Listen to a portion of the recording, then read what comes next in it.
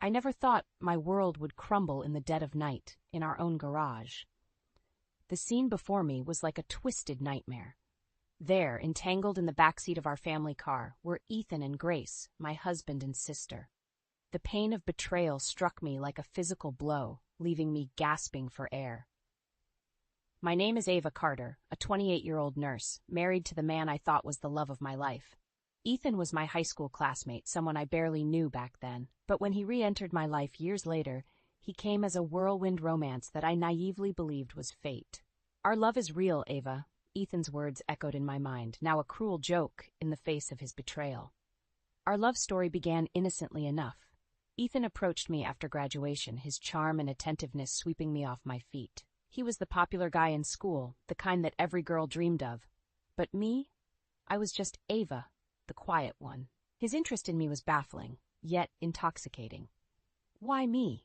I had asked him once, my insecurities surfacing. Because I fell in love, he replied, his gaze holding mine, convincing and sincere. Or so I thought. The doubt I carried was partly due to my sister, Grace. Beautiful, outgoing, and the polar opposite of me. She was the one who always shone, effortlessly attracting attention. When I turned to her for advice about Ethan, her words were encouraging, yet somehow patronizing. He's serious about you. Who would chase a girl for months for a fling? She had said, her words tinted with a hint of condescension.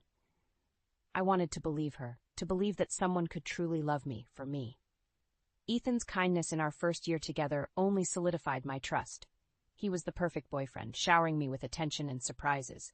Every anniversary, every birthday was a celebration of our love. But after we got married, everything changed.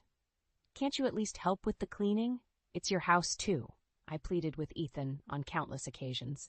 He earned less than me, spending most of his time idly while I worked exhausting shifts at the hospital. But he shrugged off my requests, his once sweet words turning into sharp retorts. You're the one who's good at it, he'd say, his voice laced with annoyance. The emotional toll was immense. My once fairy tale romance had turned into a draining, one-sided relationship. Ethan's transformation from a loving partner to a freeloader was gradual but relentless. The worst part? I started believing that maybe it was my fault, that maybe I wasn't enough. That night, the night I caught them, was supposed to be like any other. I woke up to find Ethan's side of the bed cold and empty. A sense of unease led me to the garage, where I heard them before I saw them. The sight of Ethan and Grace together shattered any illusions I had left. Be gentle, Ethan, Grace's voice was a whisper, but to me it was a scream that tore through my heart. I stood there, frozen, as the truth revealed itself in the most horrifying way. They didn't see me. They were too lost in their own world of deceit. I closed the garage quietly, locking them in their den of betrayal. Rushing to my parents' house, my mind was a whirlwind of emotions: anger, sadness, disbelief. My parents and Mark, Grace's unsuspecting husband, were waiting, their expressions grim.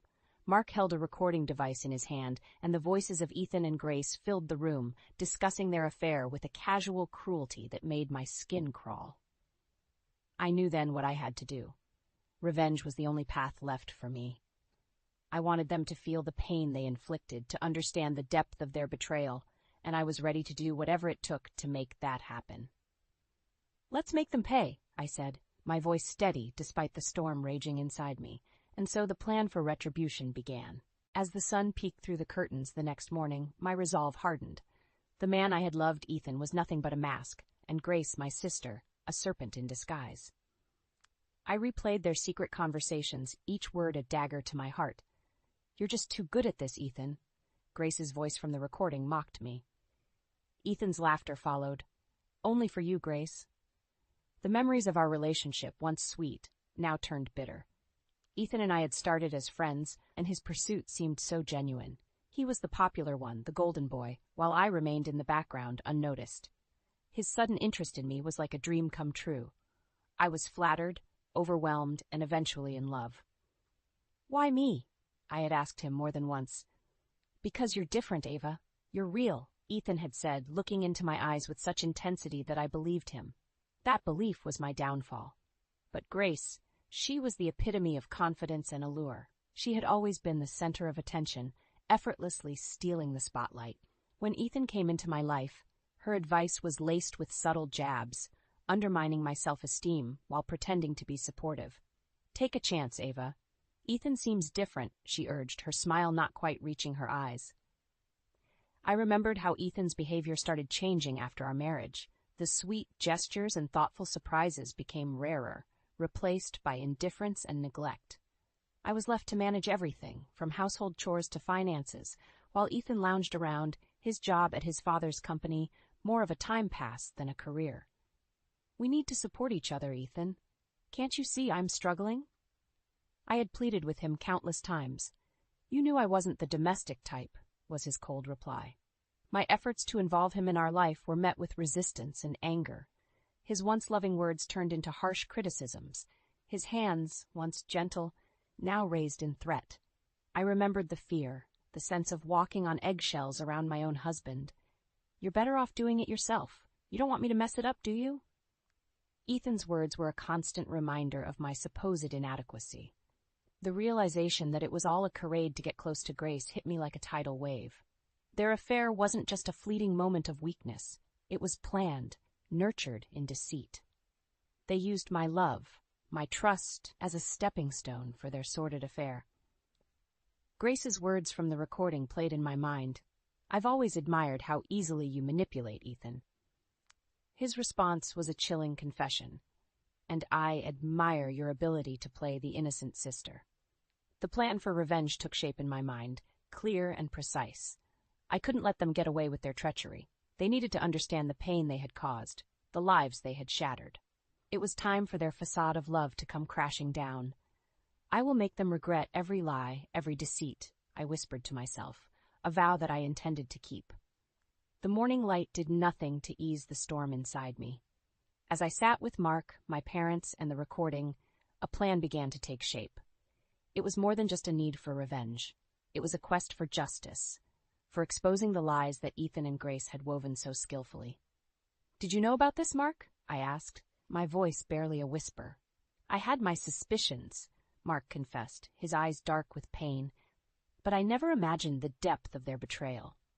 My parents, always supportive, looked at me with a mixture of sadness and resolve. "We're here for you, Ava, whatever you need," my father said, his voice firm. It was a surreal moment, hearing the supportive words of my family while grappling with the betrayal of those I had loved. Ethan's true nature was a bitter pill to swallow. He was no longer the man I married, but a stranger with a charming facade. "Our anniversary, it was all a lie, wasn't it?" The words tumbled out of me, a mixture of anger and heartbreak. "He never cared about the marriage, Ava. It was all a game to him." Mark's voice was heavy with unspoken emotions. The conversation shifted to the specifics of our revenge. It had to be meticulous, leaving no room for Ethan and Grace to escape the consequences of their actions. "We need to hit them where it hurts the most," I said, my voice steady despite the turmoil inside. "Financially and socially," Mark added, his mind already strategizing. The plan was simple yet effective. We would use the evidence of the affair to ruin their reputation. Ethan's job at his father's company would be the first target. With the recording and my testimony, it would be easy to convince his father of Ethan's true character. "Grace won't get away with this either," I said, a cold determination settling over me. Mark nodded. "I'll file for divorce and make sure she doesn't get a penny." The thought of confronting them was both terrifying and exhilarating. I wanted to see the shock on their faces when they realized their world was crumbling. I wanted them to feel a fraction of the pain they had caused me. "Let's do it. Let's bring them down," I declared, my voice filled with a newfound strength. My parents agreed, their support unwavering. "We'll stand by you, Ava, always," my mother said, her eyes glistening with tears. The meeting ended with a plan in place. It was time for Ethan and Grace to face the consequences of their actions. They thought they could use me and get away with it. They were wrong. I would make sure of that. The day unfolded with a tense anticipation. I waited for the moment when Ethan and Grace would realize their carefully constructed world of lies was about to collapse. My heart raced with a mix of fear and vindictive satisfaction. In the late afternoon, the confrontation took place. Ethan and Grace, looking disheveled and confused after being released from the garage, were summoned to my parents' house. They walked in, not knowing that their lives were about to change irrevocably. "What the hell, Ava? Why did you lock us in there?" Ethan's voice was filled with anger and confusion. Grace added, her voice dripping with feigned innocence, "Ava, we were worried sick about you. Why did you run off like that?" Their acting was almost convincing, but I knew better. "You're worried about me? That's rich, coming from you two," I replied, my voice cold and unwavering. Mark stepped forward, his presence commanding. "We know about the affair. All of it." Ethan and Grace exchanged a panicked look, their masks of concern quickly dissolving. "You have no proof," Ethan blurted out, his voice betraying his fear. "That's where you're wrong," Mark said, pulling out the recording device. The voices of Ethan and Grace filled the room, their intimate conversation echoing off the walls. The color drained from their faces as they listened to their own words, their affair laid bare for all to hear. This is illegal. You can't record us like that." Grace stammered, her composure shattered. I stepped closer, my anger boiling over. "You think that matters now, after everything you've done? You used me, Ethan. You used our marriage to get to my sister. And you, Grace, how could you do this to me? To Mark?" My voice was a mixture of rage and heartache. Ethan's defiance crumbled, replaced by a desperate plea. "Ava, please, I didn't mean for it to happen. It just did." "And you, Grace? What's your excuse?" I demanded, my gaze fixed on her. Grace's eyes darted around the room, seeking an ally, finding none. "It was a mistake, Ava. I never meant to hurt you." "A mistake? You call an ongoing affair a mistake?" My words were sharp, cutting through the room. Mark intervened, his voice calm but firm. "The marriage is over, Grace. I've already filed for divorce.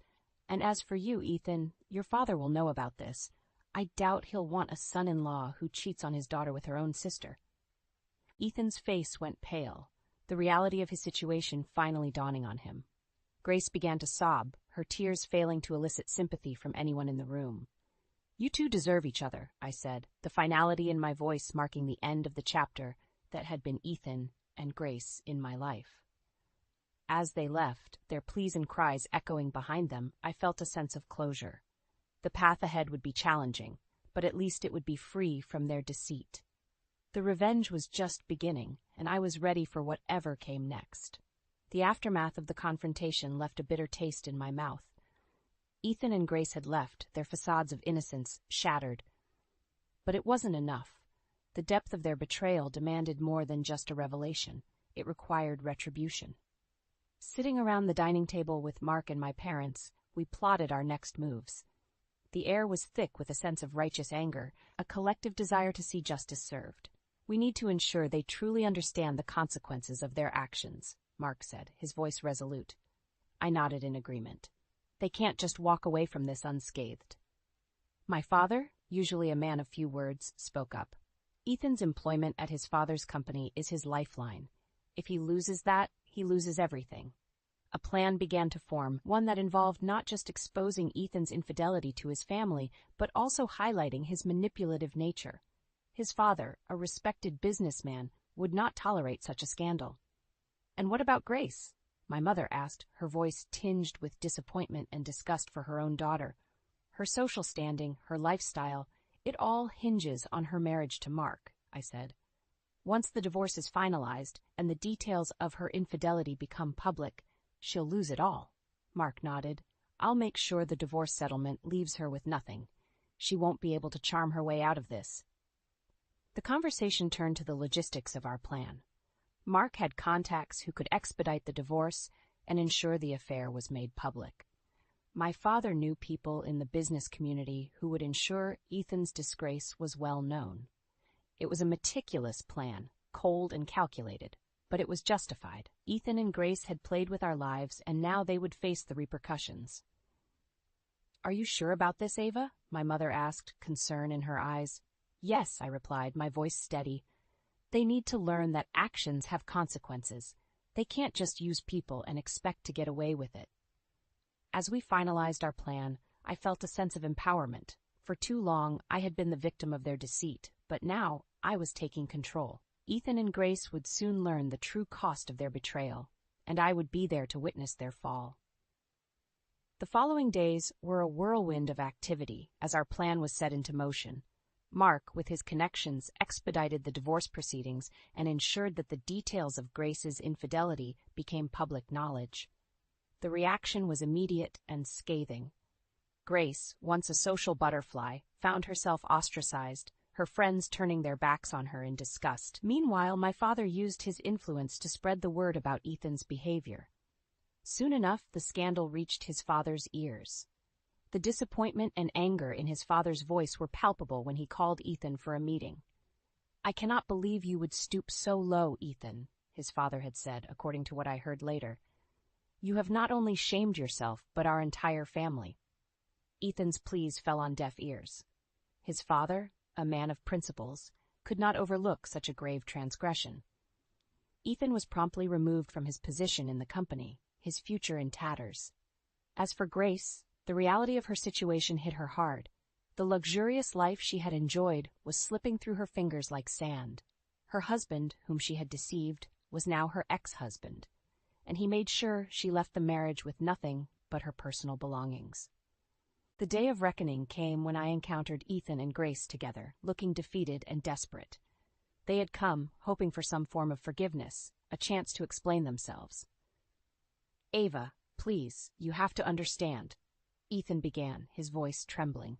"You don't get to ask for understanding, Ethan. Not after everything you've done." I cut him off, my voice cold and unyielding. Grace was next, her eyes brimming with tears. "Ava, I'm your sister. Please, can't we just talk about this?" "You ceased to be my sister the moment you betrayed me," I said, the finality in my voice leaving no room for argument. They tried to plead, to reason, but it was useless. The damage was done, their actions irredeemable. They had played a dangerous game and lost everything. "You both made your choices, and now you have to live with them," I said, turning away from their pleas. As I walked away, leaving them behind, I felt a sense of closure. The weight of their betrayal would no longer hold me down. They had received their due punishment, and I could finally move on. Ethan and Grace had thought they could manipulate those around them without consequence. But they were wrong. They learned the hard way that deceit and treachery come at a price they would now pay for the rest of their lives. In the weeks that followed, the dust began to settle. Ethan and Grace, now pariahs, faced the harsh reality of their choices. Their fall from grace was a tale whispered in hushed tones among our acquaintances, serving as a stark reminder of the consequences of betrayal and deceit. Meanwhile, I found myself in a period of reflection. The intense emotions that had fueled my desire for revenge gave way to a quiet introspection. I had sought justice, and in many ways I had achieved it. Yet, the victory was bittersweet. There was no joy in seeing the downfall of people I once loved, only a profound sense of loss and a desire to move forward. I threw myself into work, finding solace in the routine and the sense of purpose it brought. My colleagues noticed the change in me, a newfound strength and resilience that had emerged from the ashes of my old life. One day, after a particularly grueling shift, I sat down with a close friend and coworker, Lisa, who had been a pillar of support through everything. "You look different, Ava. Stronger," she commented, her eyes filled with a mix of concern and admiration. "I had to be," I replied, stirring my coffee absent-mindedly. "I couldn't let them destroy me." Lisa nodded, understanding. "And now, what's next for Ava Carter?"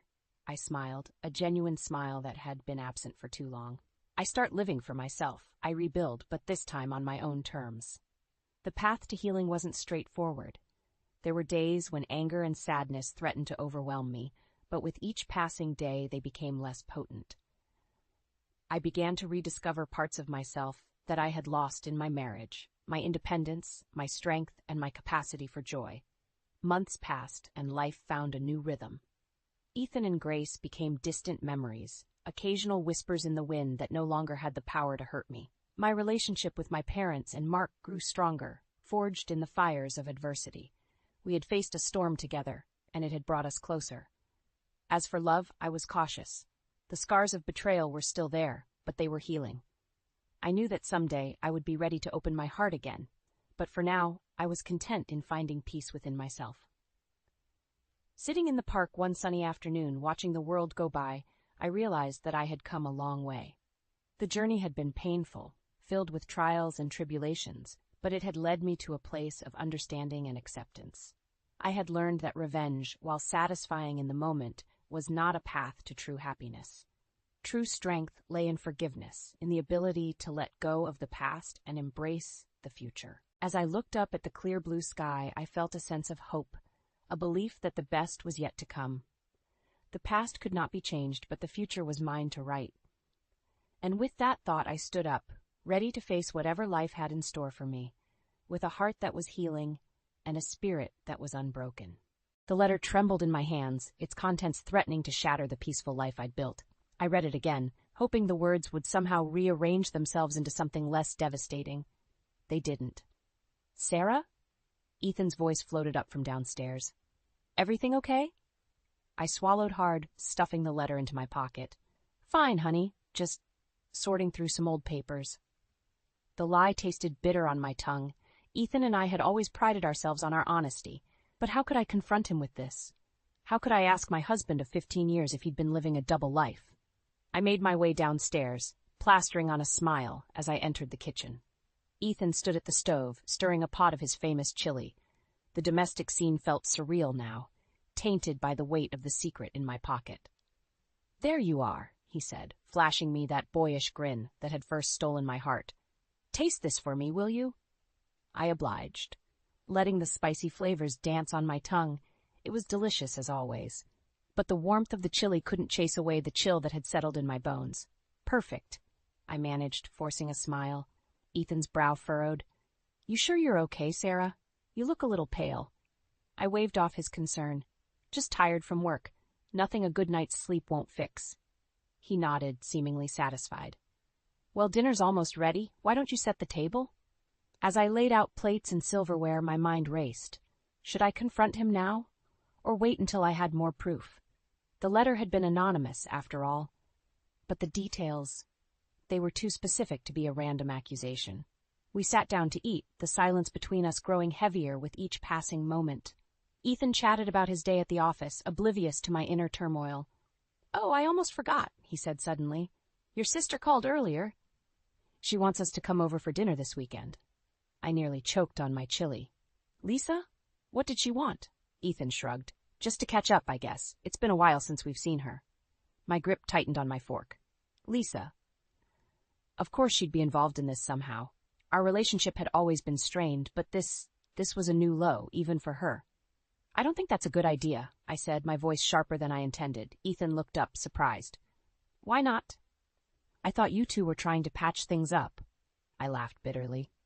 "Patch things up? Lisa's never cared about anyone but herself." "Sarah," Ethan said, his tone gentle, "what's really going on? You've been acting strange all evening." For a moment I considered telling him everything, but the words caught in my throat. Instead, I pushed back from the table, my chair scraping loudly against the floor. "I need some air," I muttered, heading for the door. "Sarah, wait." But I was already gone, stepping out into the cool night air. My hand slipped into my pocket, fingers brushing against the crumpled letter. I pulled it out, reading it one more time in the dim glow of the porch light. The words seemed to mock me now. "Your husband isn't who you think he is. Ask him about July 15th, 2010. Ask him about the cabin in the woods. Ask him about the baby." I closed my eyes, fighting back tears. When I opened them again, I saw Ethan watching me from the window, concern etched across his face. In that moment, I knew our life would never be the same. The perfect marriage, the successful careers, the plans for our future. It all felt like a house of cards, ready to come crashing down. And somewhere out there, I was sure Lisa was laughing. I stood outside Lisa's apartment, my hand poised to knock. The familiar dread I always felt around my younger sister churned in my stomach. But I needed answers, and Lisa was the only one who might have them. Taking a deep breath, I rapped on the door. Moments later, it swung open, revealing Lisa's perfectly made-up face and designer outfit. "Well, well," she drawled, leaning against the doorframe. "If it isn't my successful big sister, to what do I owe the pleasure?" I pushed past her into the apartment, ignoring her sarcasm. "We need to talk, Lisa." She closed the door, her eyes narrowing. "About what?" I pulled the crumpled letter from my pocket, thrusting it towards her. About this. "Did you send it?" Lisa barely glanced at the paper.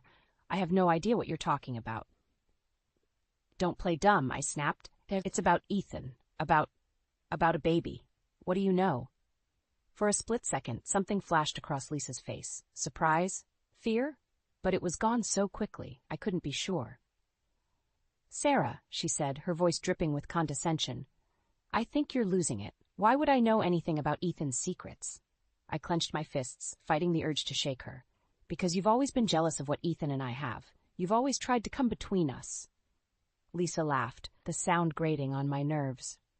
Oh, please, not everything is about you, sis. Maybe Ethan just got tired of playing house with Little Miss Perfect. Her words hit me like a slap. What's that supposed to mean? She shrugged, moving to pour herself a glass of wine. Nothing.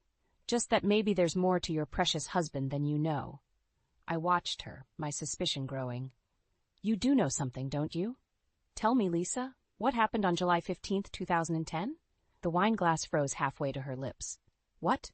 July 15th, 2010, I repeated. The cabin in the woods, the baby. What do you know? Lisa set down her glass, her composure slipping. I don't know what you're talking about, but I could see the lie in her eyes.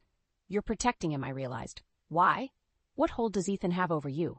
Get out, Lisa hissed, her face flushing. You're crazy, Sarah. Always have been. Always will be. I stood my ground. Not until you tell me the truth. Lisa's eyes darted around the room, like a cornered animal. Then suddenly she lunged for her phone on the coffee table. What are you doing? I demanded. Calling Ethan, she spat. He needs to know how unhinged his wife has become. I moved without thinking, grabbing her wrist. Don't you dare. We struggled for a moment, Lisa's manicured nails digging into my skin. In the scuffle, a framed photo on the side table crashed to the floor. We both froze, staring at the shattered glass. And that's when I saw it. A glimpse of a photo I'd never seen before, half hidden under the broken frame. I bent down, my heart pounding. It was a picture of Lisa and Ethan. They were standing in front of a small wooden cabin, Ethan's arm around Lisa's waist, and Lisa was holding a baby. The room spun around me as I picked up the photo with trembling hands. What is this? Lisa's face had gone pale. Sarah, I can explain. But I was already backing away, the truth hitting me like a tidal wave. My sister. My husband. A secret child. How could you? I whispered, my voice breaking. Lisa reached for me, her eyes pleading. Sarah, please. I shoved past her, stumbling out of the apartment. The last thing I heard was Lisa's voice calling after me. Sarah, wait, you don't understand. But I understood all too well. As I ran down the stairs, clutching the damning photo, I realized that everything I thought I knew about my life had been a lie. And the worst part? This was only the beginning. The drive to Ethan's parents' house was excruciating. I gripped the steering wheel, my knuckles white, as Ethan chatted about work beside me. How could he act so normal when our world was crumbling? Sarah? Ethan's voice broke through my thoughts. You missed the turn. I jerked the wheel, making a sharp U-turn. Sorry, I was distracted. Ethan frowned. You've been distracted a lot lately? Is everything okay? I wanted to scream, to confront him about the photo, about Lisa, about everything, but not here, not now. I'm fine, I lied. Just stressed about work. We pulled into Lyle and Martha's driveway, the familiar two-story colonial looming before us. I'd always felt welcome here, but today the house seemed to hold secrets of its own. Martha greeted us at the door, her smile warm but her eyes sharp. Sarah, dear, and Ethan, my boy. Come in, come in. As we stepped inside, I noticed Martha's gaze lingering on Ethan, a silent exchange passing between them. My suspicion deepened. Lyle emerged from his study, clapping Ethan on the back. Good to see you, son. Sarah, you're looking lovely as ever. We settled in the living room, making small talk about work and the weather. But there was an undercurrent of tension, like a live wire running beneath the polite conversation. So, Martha said, setting down her teacup, when are you two going to give us some grandchildren? The question hit me like a punch to the gut. I saw Ethan stiffen beside me. Mom, he said, his voice strained, we've talked about this. Sarah and I are focused on our careers right now. Martha's eyes narrowed. But surely you want children, Ethan. You've always been so good with kids. Something in her tone made me sit up straighter. What do you mean, Martha? She waved a hand dismissively. Oh, you know, he's always been a natural with children. Remember that summer you spent volunteering at the youth camp, Ethan? Ethan's face had gone pale. That was a long time ago, Mom. Summer camp? I asked, my heart racing. When was this? Oh, must have been, what, 2010? Martha said, her eyes never leaving Ethan's face. 2010. The year from the letter. The year in the photo with Lisa and the baby. Ethan never mentioned a summer camp, I said, fighting to keep my voice steady. Lyle cleared his throat. Perhaps we should change the subject. No, I interrupted, turning to Ethan. I'd love to hear about this camp. Was it near a cabin in the woods by any chance? The room went deathly silent. Ethan's face was a mask of shock and guilt. Martha set down her teacup with a clatter. I think I need some fresh air, she announced, hurrying out to the patio. I stood up, my legs shaky. I'll join you, Martha. Outside, the cool air did nothing to calm my racing heart. Martha was leaning against the railing, her back to me. You know, don't you? I said quietly. About Ethan and Lisa. About the baby. Martha's shoulders sagged. She turned to face me, her eyes brimming with tears. Oh, Sarah, I'm so sorry. We never meant for you to find out like this. So it's true, I whispered, my world shattering around me. Martha reached for my hand, but I pulled away. It's complicated, dear. There's so much you don't understand. Then help me understand, I cried, my voice rising. Tell me the truth, Martha, all of it. She opened her mouth to speak, but before she could, the patio door slid open. Ethan stood there, his face a mix of fear and resignation. No, Mom, he said quietly. I'll tell her. It's time Sarah knew everything. As I looked between them, I realized that whatever Ethan was about to say would change my life forever, and there was no going back. I stormed into my parents' house, my emotions a volatile mix of anger and desperation. The confrontation with Ethan and his parents had left me reeling, and I needed answers. Real answers from the people who had raised me. Mom? Dad? I called out, my voice echoing through the familiar halls. My mother appeared from the kitchen, wiping her hands on a dish towel. Sarah? What's wrong, honey? You look upset. Dad emerged from his study, his brow furrowed with concern. Is everything all right? I laughed bitterly. No, everything is not all right. I need to talk to you both, now. We gathered in the living room, the tension palpable. I paced back and forth, trying to gather my thoughts. Sarah, you're scaring us, Mom said softly. What's going on? I took a deep breath, then plunged in. I know about Ethan and Lisa. I know about the baby. The color drained from both their faces. Dad's hand tightened on the armrest of his chair. What are you talking about? Mom stammered. Don't, I snapped. Don't lie to me. Not anymore. I found a photo of them together with a baby at some cabin. And Ethan's parents. They know something, too. I want the truth. All of it. My parents exchanged a look that spoke volumes. Dad sighed heavily, suddenly looking much older than his years. Sarah, honey, he began, it's complicated. Stop saying that, I shouted, my composure finally breaking. Everyone keeps saying it's complicated, but no one will tell me what's really going on. Mom reached out to me, but I jerked away. We were trying to protect you, she said, her voice trembling. Protect me? I scoffed. By lying to me for years? By letting me marry a man who had a child with my own sister? Dad stood up, his face grave. It wasn't like that, Sarah. At least she was in trouble. Ethan was trying to help. Help? I repeated incredulously. By fathering her child? No, Mom interjected. Ethan isn't the father. He never was. The room spun around me. What? Dad took a deep breath. Lisa got mixed up with some bad people. She was young, naive. When she found out she was pregnant, she was scared. Ethan, he offered to help her hide until the baby was born. But the photo, I whispered, was taken the day Lisa gave the baby up for adoption, Mom finished. Ethan was there for moral support. I sank onto the couch, my mind reeling. Why didn't anyone tell me? Lisa made us promise, Dad said. She was ashamed, Sarah, and we thought it was better if you didn't know. We never imagined it would come out like this. The pieces were falling into place, but something still didn't add up. But why keep it a secret all these years? Why did Ethan never tell me? My parents exchanged another loaded glance. Mom's voice was barely above a whisper when she spoke, because the people Lisa was involved with, they're dangerous, Sarah. We were all trying to keep you safe. A chill ran down my spine. Safe from what? Before they could answer, my phone buzzed. It was a text from an unknown number. Stay away from Lisa, for your own good. I showed the message to my parents, watching the color drain from their faces once again. Oh, God, Mom breathed. They've found her. Dad's voice was urgent. Sarah, listen to me. You need to leave town. Now. Don't tell anyone where you're going. Not even Ethan. But, no buts, he insisted. We'll explain everything later, I promise, but right now you need to go. Please, Sarah, trust us.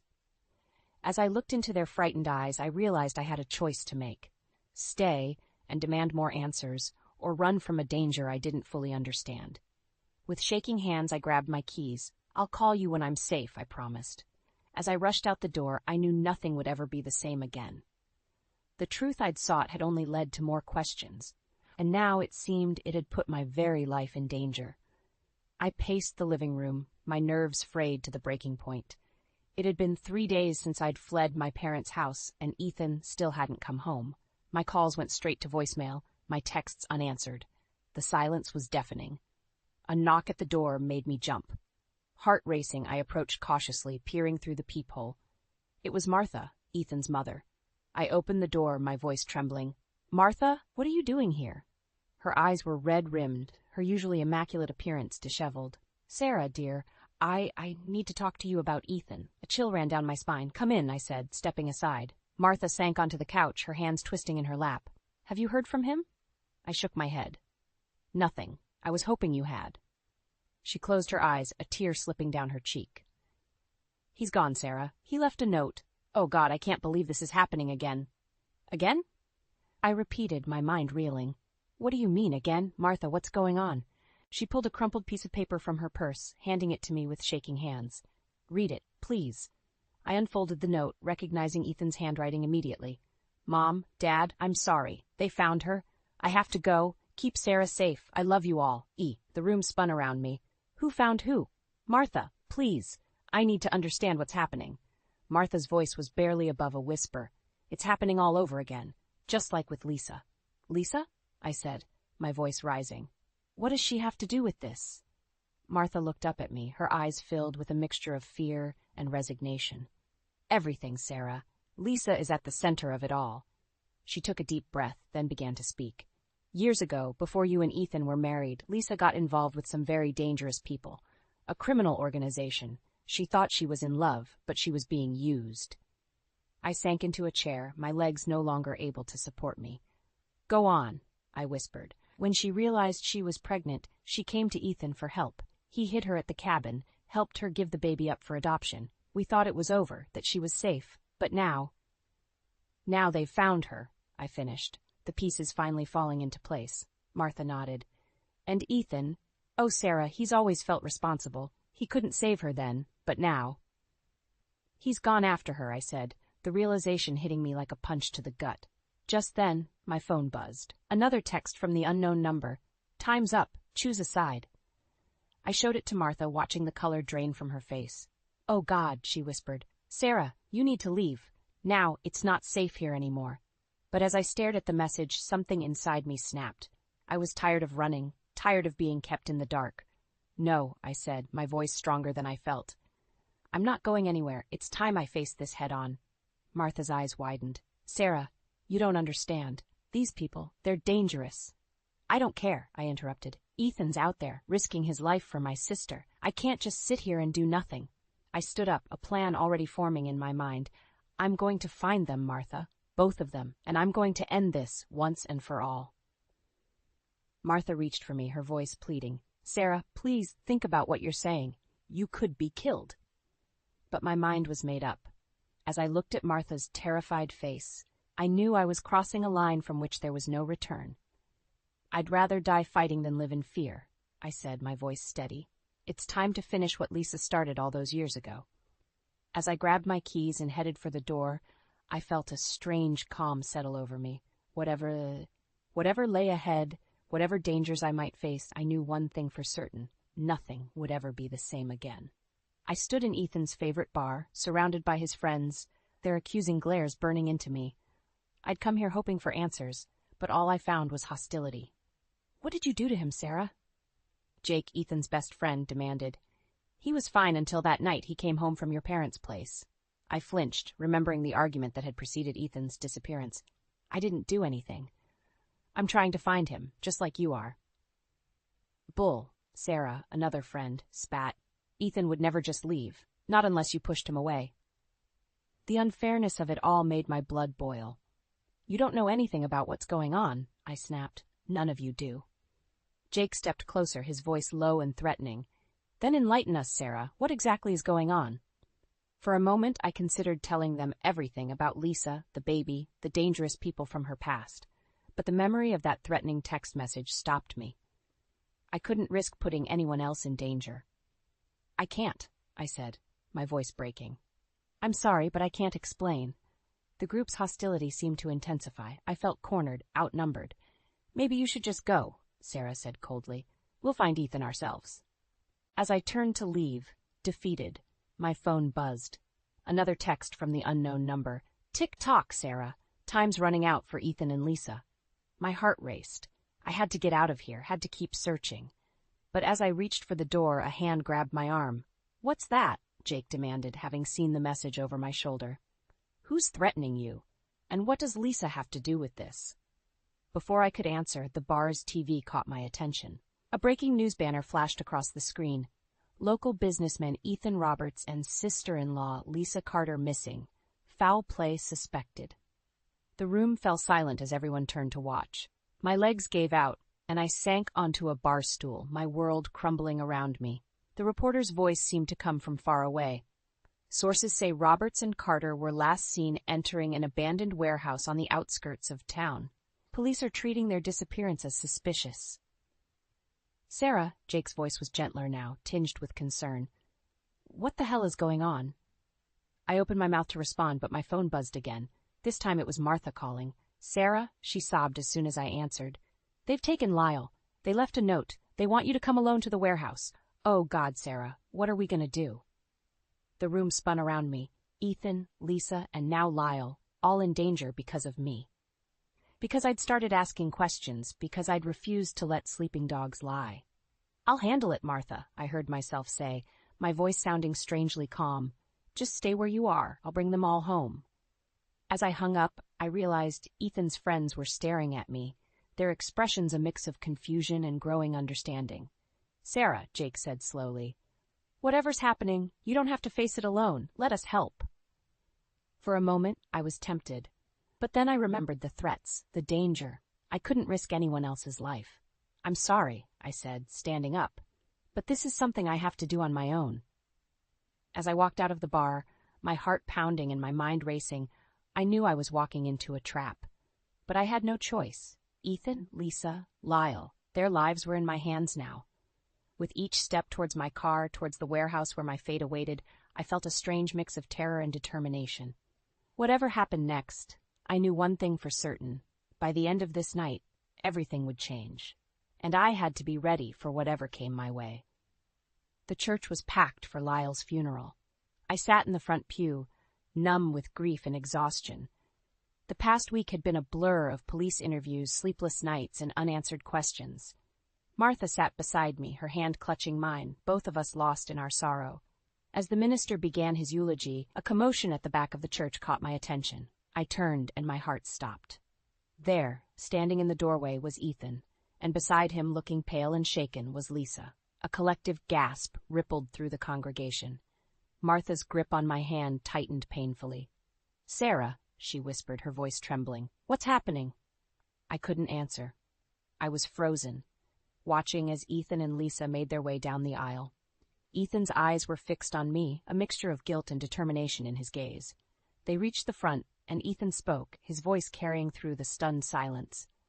I'm sorry for interrupting, but there's something we need to say, something that can't wait any longer. The minister stepped aside, clearly at a loss. I stood up, my legs shaking. Ethan, I said, my voice barely above a whisper. Where have you been? What's going on? He took a deep breath, glancing at Lisa before turning back to me. Sarah? We've been hiding from the people who were after Lisa, the ones who killed Lyle. A murmur ran through the church. I felt like I was in a nightmare, unable to wake up. But that's not all, Lisa chimed in, her voice small and frightened. Ethan and we've been. No, I said, shaking my head. Don't say it. Please, don't say it. But Ethan pressed on, his words like daggers to my heart. We've been having an affair, Sarah. It started when I went to help Lisa hide. I'm so sorry. We never meant for it to happen, but... The world tilted around me. I heard Martha's shocked gasp, felt the weight of everyone's stares. but all I could focus on was the crushing pain in my chest. "How could you?" I whispered, tears streaming down my face. "After everything we've been through, how could you do this?" Ethan reached for me, but I jerked away. "Sarah, please. You have to understand. We were scared. We thought we were going to die. It just happened." Lisa stepped forward, her eyes pleading. "Sarah, I know you must hate me, but we need your help. The people who killed Lyle, they're still after us. We don't know who else to turn to." I laughed bitterly, the sound echoing through the church. "You betray me in the worst possible way, and now you want my help. How dare you?" But even as the words left my mouth, I knew I couldn't turn them away. Not with killers on their trail. Not with Lyle's death still unsolved. Martha stood up, her voice shaking with anger. "Get out, both of you. How dare you come here to Lyle's funeral with this betrayal?" Ethan's face crumpled. "Mom, please." We didn't know where else to go. Suddenly, the church doors burst open. 2 men in dark suits strode in, their hands reaching inside their jackets. "There they are," one shouted. "Get them!" Chaos erupted. People screamed, scrambling for cover. Ethan grabbed Lisa's hand, pulling her towards a side exit. "Sarah," he called over his shoulder. "Please, help us." As gunshots rang out, shattering the stained glass windows, I found myself faced with an impossible choice. Stay and let Ethan and Lisa fend for themselves, or risk everything to help the 2 people who had hurt me the most. In that moment, with bullets flying and my world crumbling around me, I made a decision that would change everything. And as I ran after Ethan and Lisa, ducking to avoid the gunfire, I knew that nothing would ever be the same again. I stood in the lawyer's office, my hands clenched at my sides, as Ethan and Lisa argued vehemently about their supposed rights to the family assets.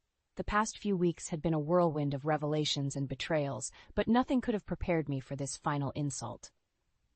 "You can't do this, Sarah," Ethan shouted, his face red with anger. "I'm Lyle's son. I have a right to my inheritance." Lisa nodded vigorously. "And as Ethan's partner, I should have a claim too. It's only fair." I took a deep breath, steadying myself. "Fair? You want to talk about fair? After everything you've done?" The lawyer, Mr. Thompson, cleared his throat. "If I may interject, the situation is quite clear legally. Mrs. Roberts, Sarah, is now legally Martha's adopted daughter. As such, she has full rights to the estate, as per Mrs. Roberts' will." Ethan's jaw dropped. "What? When did this happen?" I smiled sadly. "While you were off playing house with my sister Ethan, Martha and I grew closer. She saw how much I cared for her, how I stood by her side through everything. She made her choice." Lisa lunged forward, her eyes wild. "You manipulated her. You turned her against us." "No, Lisa," I said firmly. "You did that all on your own. Both of you did." Mr. Thompson produced a document. "I have here Mrs. Roberts' last will and testament. It clearly states that all assets are to be transferred to her daughter, Sarah. There's no ambiguity." Ethan slumped in his chair, the fight seeming to drain out of him. "Sarah, please. We can work this out. We're family." I felt a surge of strength I didn't know I possessed. "No, Ethan. We were family. You and Lisa destroyed that when you betrayed me, when you lied, when you put your own selfish desires above everything else." "What about forgiveness?" Lisa pleaded. "Isn't that what family does?" I turned to her, my voice steady. "Forgiveness is earned, Lisa, and neither of you has done anything to deserve it." Just then, the office door opened and Adam walked in. My rock, my support through this entire ordeal. He came to stand beside me, his hand on my shoulder. "Is everything okay here?" he asked, his eyes never leaving Ethan and Lisa. I nodded, drawing strength from his presence. "Yes, we're just wrapping up." Ethan's eyes narrowed. "Who's this?" "This is Adam," I said, my voice filled with pride. "My husband." The shock on their faces was almost comical.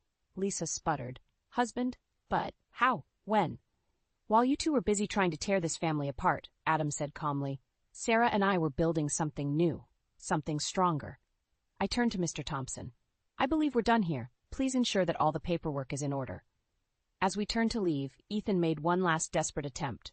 "Sarah, please, we can start over. Give us another chance." I paused at the door, looking back at the 2 people who had once meant everything to me. "No, Ethan, this is the end. I'm moving forward with my life, with people who truly love and respect me. I hope someday you both understand the damage you've caused." With that, Adam and I walked out, leaving Ethan and Lisa behind. Not just in the office, but in my life. As we stepped into the sunlight, I felt a weight lift from my shoulders. The pain wasn't gone, not completely. But for the first time in months, I felt hope. "Are you okay?" Adam asked gently. I smiled up at him, tears in my eyes. "I will be. We will be." As we walked hand in hand towards our future, I realized that sometimes the family you choose is stronger than the one you're born into. And in that moment, I knew that no matter what challenges lay ahead, I had the strength to face them.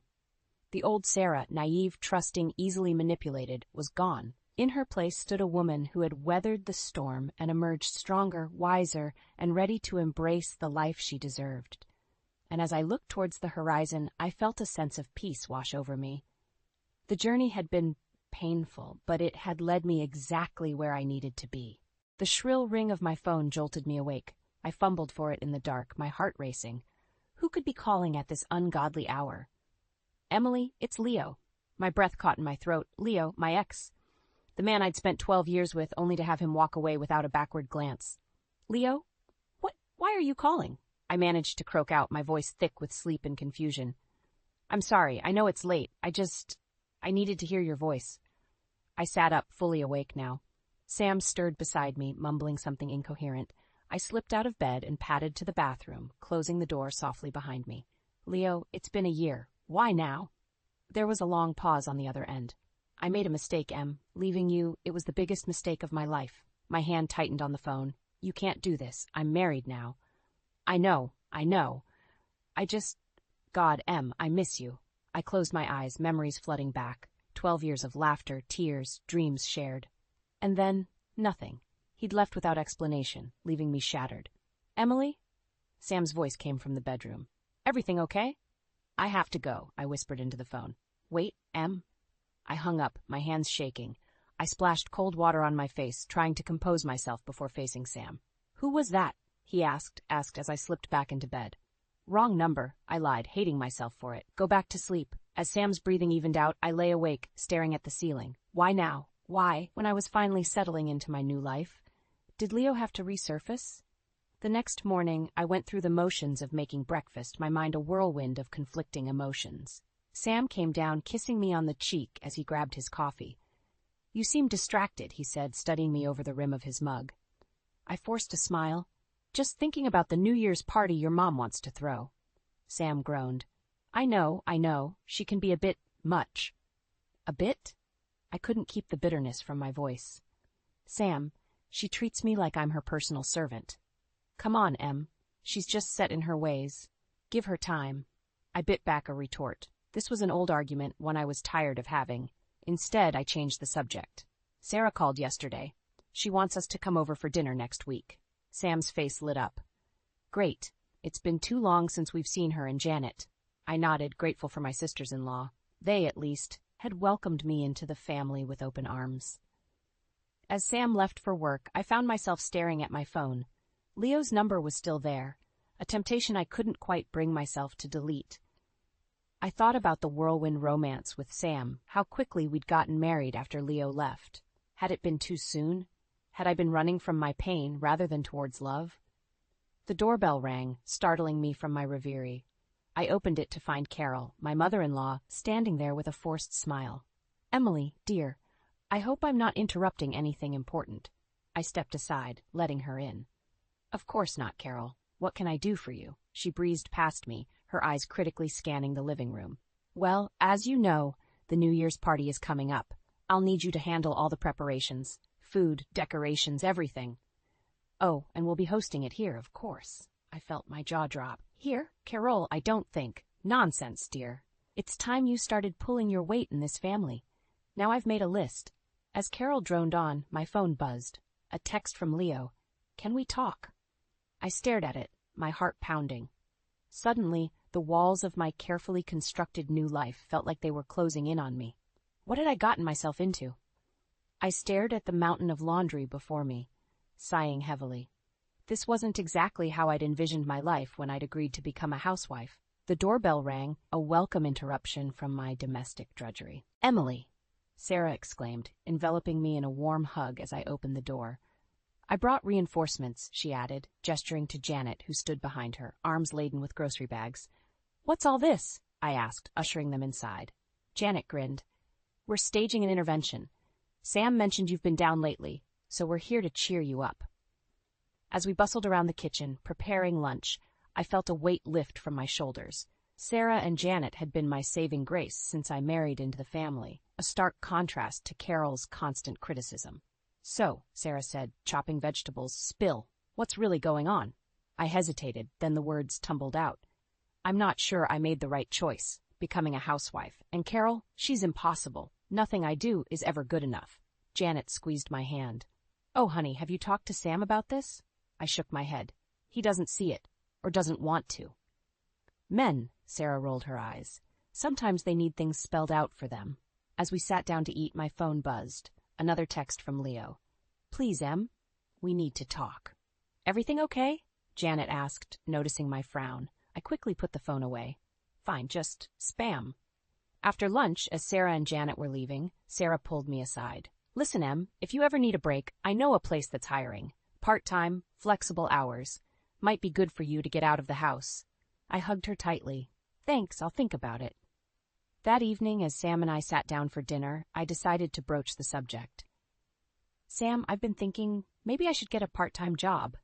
He looked up, surprised. "But I thought you wanted to be a housewife." "I did. I thought I did, but I'm feeling a bit lost." Sam reached across the table, taking my hand. "Em, I want you to be happy. If working will make you happy, then do it." I felt a surge of affection for him, remembering why I'd fallen for him in the first place. But then his phone buzzed, and he quickly flipped it over, a flicker of something, guilt, crossing his face. "Everything okay?" I asked, suspicion gnawing at me. "Fine," he said too quickly. "Just work stuff." Later that night, as Sam slept, I found myself staring at my phone again. Before I could talk myself out of it, I typed out a response to Leo. "Okay, let's talk." The next morning, I woke to find Sam already gone, a note on his pillow. "Early meeting. See you tonight. Love you." I tried to shake off my unease as I went about my day, but as I was folding laundry, Sam's phone, forgotten on the nightstand, buzzed. Against my better judgment, I looked. A text from someone named A. "Can't wait to see you later, babe. Same place?" My world tilted on its axis. Surely there was an explanation. There had to be. The doorbell rang, startling me. I stumbled downstairs, my mind reeling. When I opened the door, I froze. Leo stood there, looking exactly as he had the day he'd walked out of my life. "Em," he said softly. "Thank you for agreeing to talk." I stared at him, my emotions a tangled mess. Behind me, Sam's phone buzzed again. In that moment, standing on the precipice between my past and my uncertain future, I made a decision. "Come in, Leo," I said, stepping aside. "We have a lot to talk about." As I closed the door behind him, I couldn't shake the feeling that I was closing the door on one chapter of my life and opening another. What lay ahead, I didn't know, but I was determined to find out. The moment Leo stepped into my living room, a flood of memories washed over me. 12 years of shared history hung in the air between us, thick and palpable. "You look good, Em," Leo said, his eyes roaming my face. I crossed my arms, suddenly feeling exposed. "Why are you here, Leo?" He took a deep breath. "I made a mistake. Leaving you. It was the biggest regret of my life." Before I could respond, my phone rang. Carol's name flashed on the screen. I groaned internally, but answered. "Emily, dear," Carol's saccharine voice dripped through the speaker. "We're having a last-minute New Year's celebration. I expect you and Sam to be here." "Carol, it's rather short notice." "Nonsense. Family comes first. We'll see you tomorrow evening." She hung up before I could protest further. I turned back to Leo, who was watching me with a mixture of curiosity and concern. "Everything okay?" he asked. I sighed. "Just my mother-in-law. She's challenging." Leo nodded sympathetically. "Want to talk about it?" For a moment, I was tempted. It would be so easy to fall back into our old patterns, to let Leo be my confidant again. But then I remembered the text on Sam's phone, and reality came crashing back. "I think you should go," I said firmly. Whatever this is, it's not a good idea." Leo looked like he wanted to argue, but then nodded. "I understand. But Em, I'm not giving up. We had something special, and I think we could have it again." As I closed the door behind him, my mind was reeling. Between Leo's reappearance, Sam's suspicious text, and now Carol's demands, I felt like I was being pulled in 1,000 different directions. The next evening, Sam and I arrived at Carol and Roger's house. The tension between us was palpable. I still hadn't confronted him about the text, and guilt gnawed at me for meeting Leo. "Emily! Sam!" Carol greeted us effusively, air kissing our cheeks. Come in, come in. Emily, be a dear and help me in the kitchen." I shot a pleading look at Sam, but he was already being whisked away by his father. Resigned, I followed Carol into the kitchen. "Now," she said, thrusting a pile of dishes at me, "I need these washed and dried. Then you can start on the hors d'oeuvres." "Carol," I started, trying to keep my voice level, "I thought this was supposed to be a family gathering. Why am I the only one working?" She waved a dismissive hand. "Oh, don't be so sensitive. This is what families do. We all pitch in." As I scrubbed dishes, my resentment bubbled. Through the kitchen door, I could see Sam laughing with his sisters, drink in hand. The unfairness of it all made my blood boil. Suddenly my phone buzzed. A text from Leo. "Thinking of you. Hope everything's okay." I quickly deleted it, but not before Carol's sharp eyes caught the movement. "Who's that?" she asked, her voice dripping with suspicion. "No one," I said quickly. Too quickly. Carol's eyes narrowed. "Emily, I hope you're not doing anything to jeopardize your marriage to my son. After all, he's been so good to you, taking you in after that nasty breakup." Her words hit me like a slap. Before I could respond, Sam walked in. "Everything okay in here?" he asked, looking between us. I opened my mouth, ready to unleash all my pent-up frustrations. But then I caught sight of Sarah and Janet watching from the doorway, concern etched on their faces. I swallowed hard. "Everything's fine," I lied, plastering on a smile. "Just finishing up in here." As I turned back to the sink, I caught a glimpse of Sam's phone lighting up. The name A flashed on the screen before he quickly pocketed it. In that moment, standing in Carol's kitchen, surrounded by a family that didn't feel like mine, I made a decision.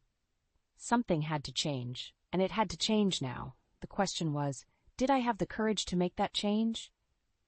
The New Year's Eve party was in full swing, but I felt like I was suffocating. Carol had cornered me in the kitchen again, her voice grating on my last nerve. "Emily, dear, we're running low on hors d'oeuvres. Be a lamb and whip up another batch, would you?" I gripped the edge of the counter, my knuckles turning white. "Carol, I've been cooking and cleaning all day. Maybe someone else could help?" She laughed, the sound brittle and false. "Oh, don't be silly. This is what a good wife does. You do want to be a good wife, don't you?" Before I could respond, she dropped the bomb. "Oh, and by the way, I'll need you to cover the expenses for tonight's party. It's the least you can do, considering how much we've done for you." My jaw dropped. "Excuse me, Carol, that's not fair. We never agreed." Now, she cut me off, patting my cheek condescendingly. "Family helps family. You are part of this family now, aren't you?" I stood there, stunned, as she sauntered back to the party. Through the kitchen door, I could see Sam laughing with his college friends, oblivious to my distress. My phone buzzed in my pocket, another text from Leo. I ignored it. Taking a deep breath, I made my decision. I marched into the living room, my heart pounding. "Sam," I said, my voice shaking slightly, "can I talk to you for a moment, privately?" He looked up, surprised. "Can't it wait, Em? We're in the middle of a game." "No," I said firmly, "it can't." Reluctantly, he followed me to the study. As soon as the door closed behind us, I let loose.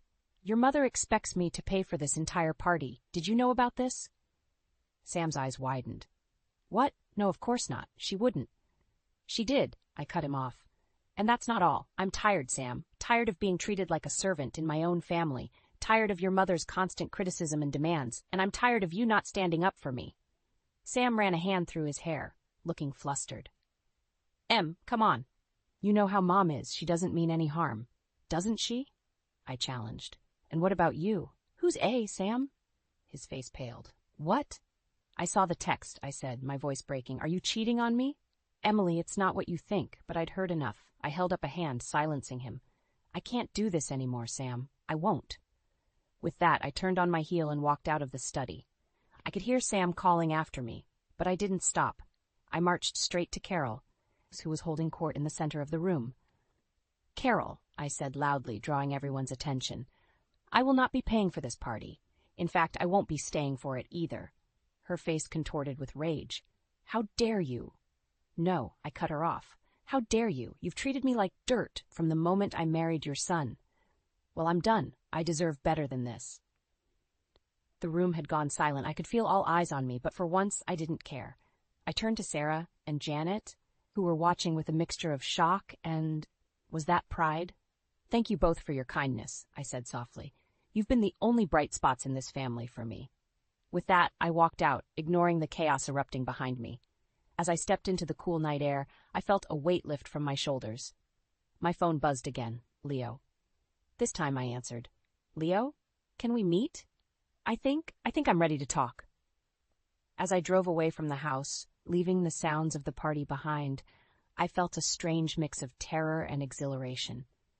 I didn't know what the future held, but for the first time in a long time, I felt like I was taking control of my own life.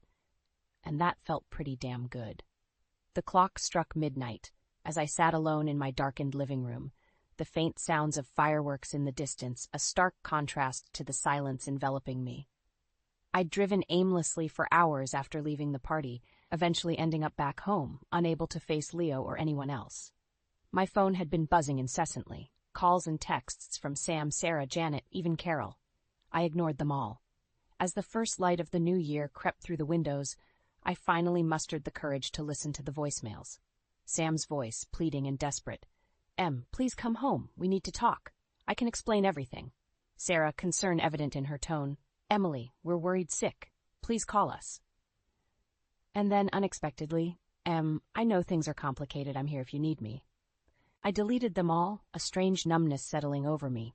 The events of the past few days played on a loop in my mind, the suspicions, the confrontations, the humiliation. How had I let things get to this point? As morning fully broke, I made a decision. I needed answers, and I needed them now. I showered, dressed, and drove to Sam's office. It was New Year's Day, but I knew he'd be there, burying himself in work to avoid dealing with personal issues, a habit I'd come to resent over our short marriage. The office was quiet as I made my way to Sam's corner suite. I could hear muffled voices as I approached. Without knocking, I pushed the door open. The scene before me felt like a punch to the gut. Sam was there, all right, with a young woman perched on his desk, her hand on his chest. They sprang apart as I entered, guilt written all over their faces. "Emily!" Sam exclaimed, his face pale. "What are you doing here?" I stood frozen, my eyes locked on the woman. She couldn't have been more than 25, with long blonde hair and a face full of expertly applied makeup. This must be E.A. "So," I said, my voice eerily calm, "this is why you've been so busy at work lately." The woman slid off the desk, smoothing her skirt.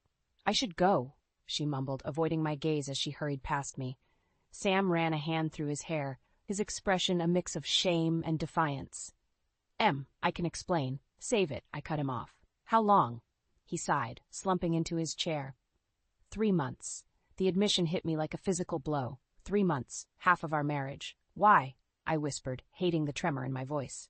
Sam looked at me, his eyes pleading. "I don't know, things between us, they've been so strained with my mother and your unhappiness. I guess I just wanted to feel appreciated again." A bitter laugh escaped me. "Appreciated? You want to talk about appreciation? I've bent over backwards trying to fit into your family, to be the perfect wife. And this is how you show your appreciation?" "I'm sorry," he said, reaching for me. I stepped back, out of his reach. "I want a divorce," I said, the words tumbling out before I could stop them. Sam's face crumpled. "Emily, please. We can work this out. I'll end things with Amanda. I'll stand up to my mother. Just give me another chance." I shook my head, a strange calm settling over me. "No, Sam, it's too late for that." As I turned to leave, Sam called out, "What about Leo? I know he's been texting you." I paused at the door, looking back at him. Nothing's happened with Leo, but even if it had, it wouldn't change this. We're done, Sam. Walking out of that office, I felt a mix of emotions, grief, anger, but also an unexpected sense of liberation. As I got into my car, my phone buzzed with a text from Sarah. "Janet and I are here for you, whatever you need." In that moment, I made a decision. I was done being a victim, done letting others dictate my life. It was time to take control, to stand up for myself. And if that meant burning a few bridges along the way, so be it. I started the car, a plan already forming in my mind. Carol, Sam, and anyone else who had underestimated me were about to learn a hard lesson. The old Emily was gone. The new Emily? She was ready for revenge. I sat in Sarah's living room, my hands wrapped around a steaming mug of tea as she and Janet paced furiously before me. The events of the past few days had left me drained, but their righteous anger on my behalf was oddly comforting. "I can't believe Sam would do this to you," Janet fumed, her usually calm demeanor shattered. "And Mom? She's gone too far this time." Sarah nodded vigorously. "We're going to confront them, Emily. All of them. They can't treat you like this and get away with it." I took a sip of tea, considering their words. Part of me wanted to let them fight this battle for me, to retreat into the background and lick my wounds. But I knew this was my fight. "I appreciate your support," I said slowly, "but I need to handle this myself." They exchanged worried glances. "Are you sure?" Sarah asked gently. "You don't have to face them alone." Before I could respond, my phone buzzed. It was Sam. Again. This time I answered. "Emily, please," his voice was desperate. "Can we talk? Mom wants to apologize. We all do." I closed my eyes, steeling myself. "Fine. I'll be there in an hour." As I hung up, Janet placed a hand on my shoulder. "We're coming with you." An hour later, we walked into Carol and Roger's living room. And the tension was palpable. Sam sat on the couch, looking haggard. Carol stood by the fireplace, her usual haughty expression replaced by one of forced contrition. Roger hovered in the background, clearly uncomfortable. "Emily," Carol began, her voice syrupy sweet, "we owe you an apology. Our behavior at the New Year's party was unacceptable." I raised an eyebrow, waiting for more. Sam jumped in. I'm so sorry for everything. The party, the affair. I want to make this right." I looked between them, their faces a mixture of guilt and hope. For a moment I almost believed them. Almost. "Is that all?" I asked, my voice eerily calm. Carol blinked, thrown off balance. "Well, yes. We hope you can forgive us and we can move past this unpleasantness." A bitter laugh escaped me. "Unpleasantness? Is that what you call years of manipulation, criticism, and disrespect? Is that what you call cheating on your wife?" Sam stood, reaching for me. "Emily, please." I stepped back, my voice rising. "No, Sam, you don't get to touch me. Not after I saw you with her." Carol's eyes widened. "You knew? About Amanda?" The room fell silent. I turned to Carol, realization dawning. "You knew about the affair?" She had the grace to look ashamed, but only for a moment. "Well, dear, these things happen in marriages. If you had been a better wife—" "That's enough." Sarah's voice cut through the room like a whip. "How dare you blame Emily for Sam's infidelity?" Janet joined in, her voice shaking with anger. "You've gone too far, Mom. Both of you have." As Sarah and Janet tore into Carol and Sam, I stood there, a strange calm settling over me. This was it, the moment I'd been building towards. I cleared my throat, silencing the room. "I want a divorce," I said, my voice steady, "and I want you all out of my life." The chaos that erupted was deafening. Sam pleading, Carol shrieking, Sarah and Janet arguing in my defense. But I tuned it all out, focusing on the sense of liberation washing over me. As I turned to leave, Carol's voice cut through the noise. "If you walk out that door, Emily, don't expect to ever be welcomed back into this family." I paused at the threshold, looking back at the scene of dysfunction before me. "That," I said with a smile, "is exactly what I'm counting on." With that, I walked out, leaving the shouting and drama behind. As I stepped into the cool evening air, my phone buzzed. A text from Leo. "How did it go? Are you okay?" I took a deep breath, feeling lighter than I had in years. "It's over," I typed back, "and I've never been better." As I hit send, I realized this wasn't just the end of my marriage, it was the beginning of my revenge, and I was just getting started. The coffee shop bustled with the morning rush, but I barely noticed as I stared at the divorce papers before me. My lawyer had assured me they were fair, even generous. All I had to do was sign. My phone buzzed. A text from Leo. "Thinking of you today. Stay strong." I smiled, warmth spreading through my chest. Leo had been a rock these past few weeks, a reminder of the person I used to be before Sam and his family had worn me down. As I reached for my pen, the bell above the door chimed. I looked up, my blood running cold. Sam walked in, Carol and Amanda in tow. "Emily," Sam said, his voice strained, "we need to talk." I stood, gathering my papers. "We have nothing to talk about, Sam. The divorce papers." "About that," Carol cut in, her smile sharp. "We have a counterproposal." Amanda stepped forward, her hand on her stomach. "I'm pregnant," she announced, her eyes gleaming with triumph. The world tilted on its axis. I gripped the table, steadying myself. "Congratulations," I managed to say, my voice hollow. but I don't see how that changes anything. Sam at least had the decency to look ashamed. Em, please, we can work this out, for the baby's sake. I laughed, the sound brittle. Work what out, Sam? Your infidelity? Your mother's manipulation? Or how about the fact that you're here with your pregnant mistress, trying to guilt me into staying in a loveless marriage? Carol's eyes narrowed. Now, Emily, don't be dramatic. We're offering you a chance to save face, to be part of this family. Part of this family? I repeated, incredulous. You mean the family that treated me like a servant? That belittled and manipulated me at every turn? Sam reached for my hand. I snatched it away. Emily, please. I made a mistake, but we can start over, be a real family. I looked between them. Sam's pleading eyes, Carol's smug smile, Amanda's hand protectively over her stomach. In that moment, something inside me snapped. You know what? I'm done, I said, my voice steady. Done with your lies, your manipulation, all of it. I pulled out my phone, hitting record. So let me get this straight. You're here to blackmail me into staying in this marriage, using your unborn child as leverage? Sam's eyes widened. Emily, what are you doing? Getting evidence, I replied calmly. Now, Carol, you were saying something about saving face? Carol's composure cracked. You little... Careful, I warned. You're on record now. Amanda stepped forward, her face twisted with anger. You can't do this. That's my baby you're using as a pawn. I turned to her, my voice ice cold. No, sweetheart, that's what you're doing. The coffee shop had gone silent, all eyes on our little drama. I gathered my things, my hands steady. Here's what's going to happen, I said, looking each of them in the eye. I'm going to walk out of here and file these divorce papers. Sam, you're going to pay alimony, no contest. Carol, you're going to stay out of my life. And Amanda, congratulations on your baby. I hope it doesn't inherit its father's loyalty or its grandmother's heart. As I turned to leave, Sam grabbed my arm. Emily, please, don't do this. I looked at him, really looked at him, for the first time in months. You know, Sam, I should thank you. You and Carol and this whole mess. You've reminded me of who I used to be, who I can be again. I shook off his hand and walked out, head held high. As the door swung shut behind me, I heard Carol's shrill voice. This isn't over, Emily. I smiled to myself. She was right about one thing. This wasn't over. Not by a long shot. As I stepped into the sunlight, I felt a surge of determination. The old Emily might have crumbled under their assault. But the new Emily? She was just getting started. My phone buzzed again. Leo, how did it go? I typed back, better than I could have imagined. Want to meet for lunch? I have a story to tell you. As I hit send, I realized that for the first time in years, I was looking forward to the future. And whatever came next, I was ready for it. I stood in Sarah's living room, my hands shaking as I pressed play on the recording. The room fell silent as my confrontation with Sam, Carol, and Amanda filled the air.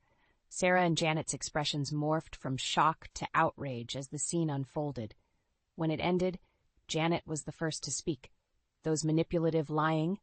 We need to confront them, Sarah cut in, her voice steel. All of them. I took a deep breath. No, I need to do this. Alone. They protested, but I stood firm. This was my battle to fight. An hour later, I walked into Carol and Roger's house. My head held high. The family was gathered in the living room, tension thick in the air. Sam's eyes widened when he saw me, a mix of hope and fear on his face. Emily, Carol began, her voice sickly sweet. I'm glad you've come to your senses. I held up a hand, silencing her. I'm not here to reconcile. I'm here to end this, once and for all. I pulled out my phone and played the recording. The color drained from Carol's face as her own voice filled the room, exposing her manipulation and Sam's infidelity for all to hear. When it ended, the silence was deafening. Roger was the first to break it, turning to Carol with disbelief etched on his face. Is this true? Did you really try to blackmail our daughter-in-law? Carol sputtered, her composure cracking. Roger, Save it, he cut her off, his voice hard. He turned to me, his eyes filled with regret. Emily, I'm so sorry. I had no idea. I nodded, acknowledging his apology. Then I turned to Sam, who looked like he might be sick. Sam, here are the divorce papers. Sign them, and we can end this civilly.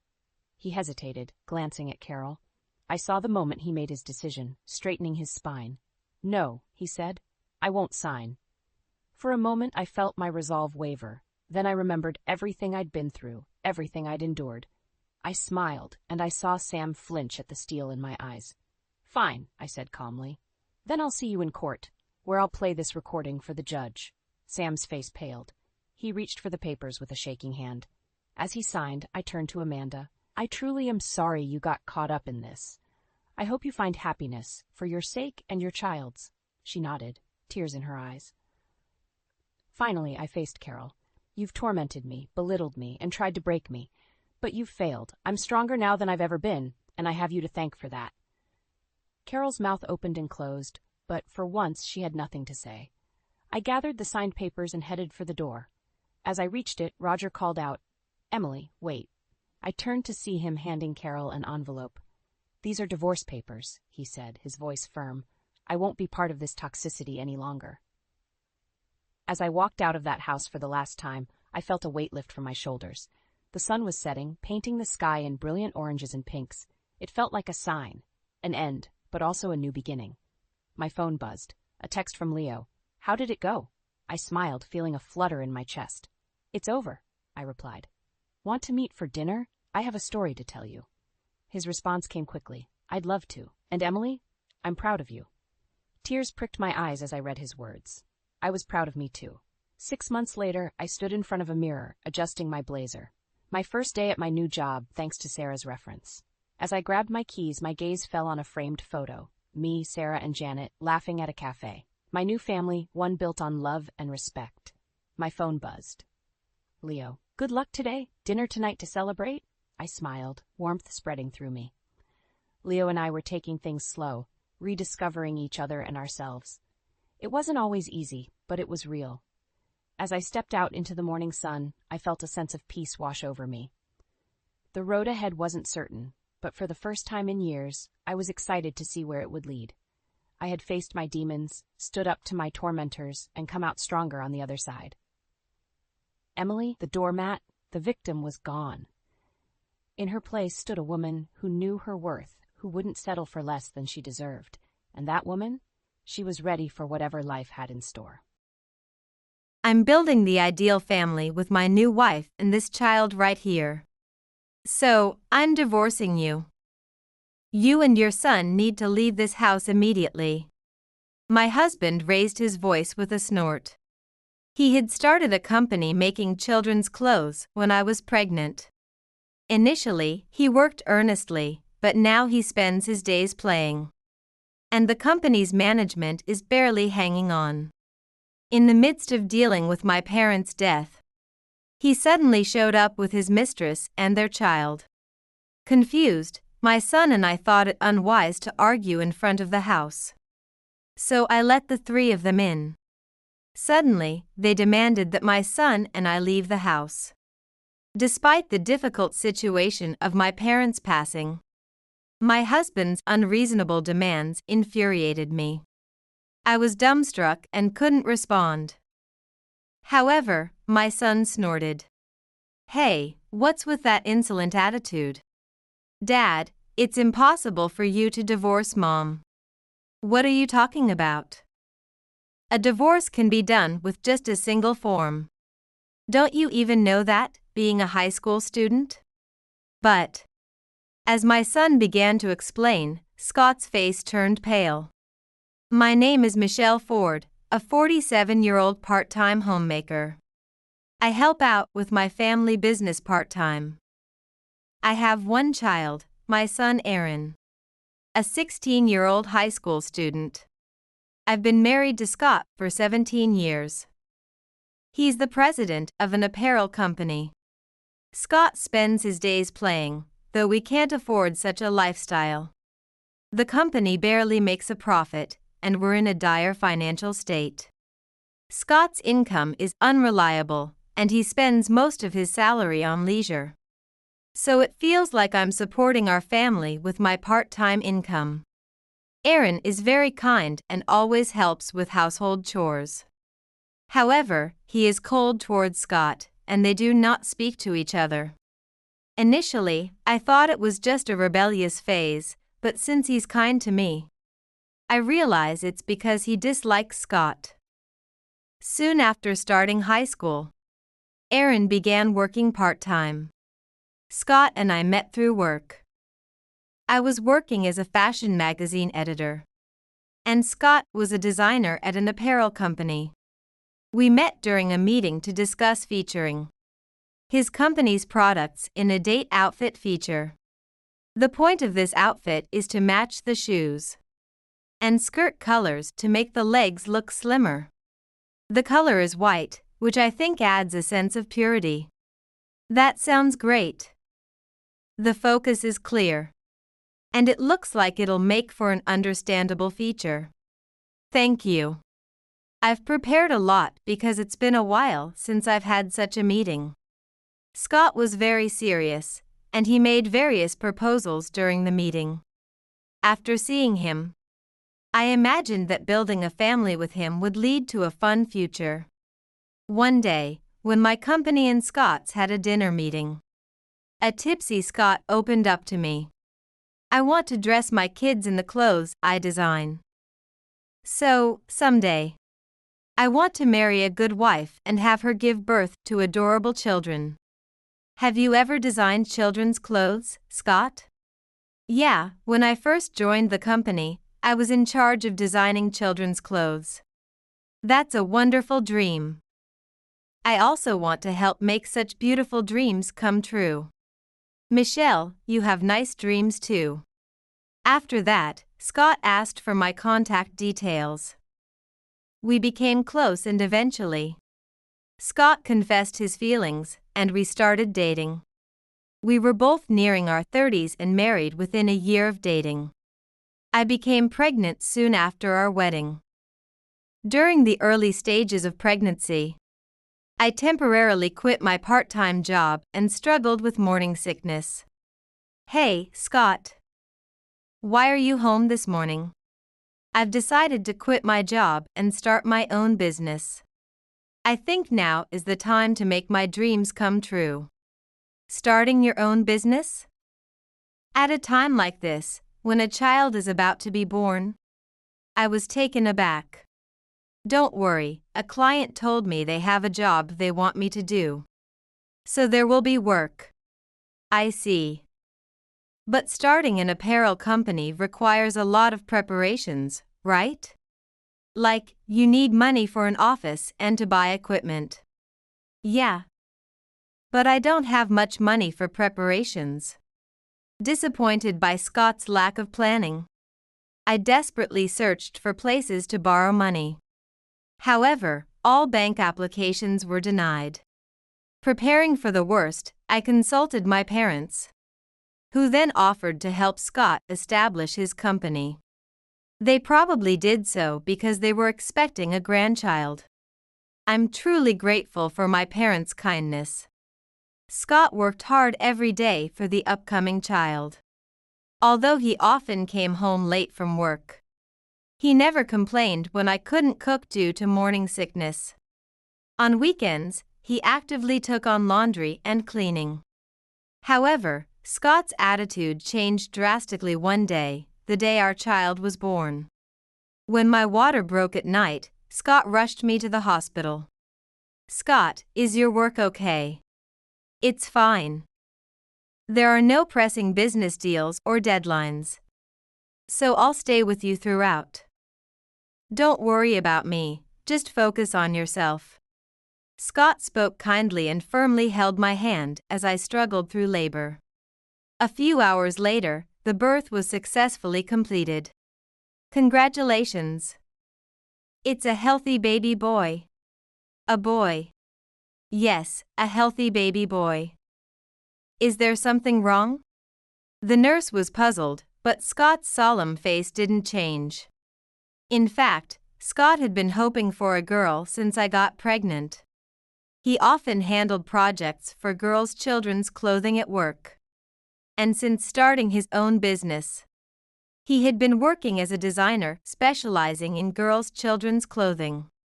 During my pregnancy, all his children's clothing designs were for girls, and he had spent the entire time expecting a girl. We moved to the maternity ward, but Scott's disappointed expression remained. Scott, it's a boy. I'm sorry. Why isn't it a girl?